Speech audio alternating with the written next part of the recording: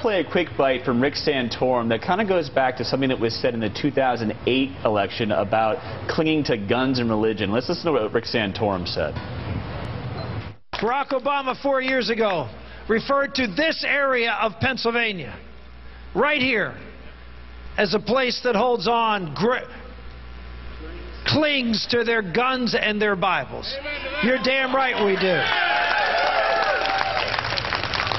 Congressman Fattah, will that be a problem for President Obama in 2012? Well, it wasn't a few months after he said it in 2008. He carried Pennsylvania in the general election, and I think he'll be able to carry it again. I think most experts would say that really when you have the 67 counties, that most of the votes, you can win a landslide in Pennsylvania by carrying about 9 counties. Most of the population is right in the Philadelphia suburbs. This fight over contraception, this attack on women's rights in general will not play well in the Philadelphia suburbs. And then in Allegheny County, I think we will do very well. But look, Democrats have a registration edge. We will have to work hard, though, because there will be attempts by Republicans to mischaracterize the president's record on a variety of things. And we're going to have to make sure that we have the ability to put the facts forward about the level of investments made in Pennsylvania by the federal government, the benefits and in terms of turning our economy around. And we'll have to make sure that everyone who has the right to vote can freely exercise it on this election day.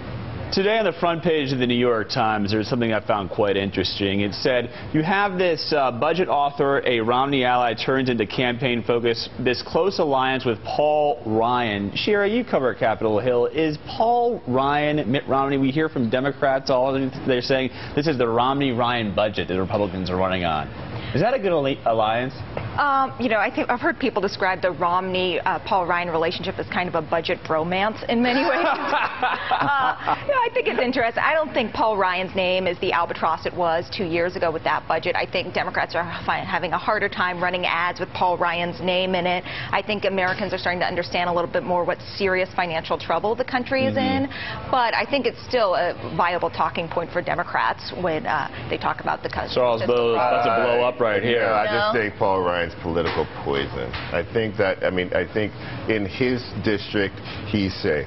I think nationally, he represents a lot of what people recognize in Republicans and fear about Republicans in terms of budgetary policy.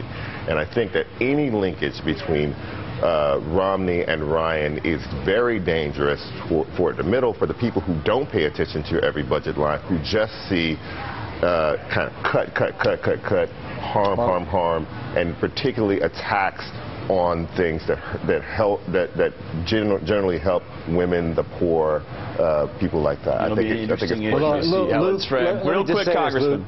I voted for the Simpson-Bowles proposal. You were with the 38, the great absolutely. 38. The problem with the Ryan budget is you look at what the Club for Growth says. This budget that Ryan and Romney are wrapping themselves around doesn't get the country's budget in balance until 2040. It adds trillions to the debt. All they are really doing is using the fiscal challenges of the country to cut programs that they never supported at the beginning as Republicans, whether it's Medicare or education or legal services. This is not a budget that get our fiscal house in order. It doesn't balance to 2040. It doesn't do anything about the debt.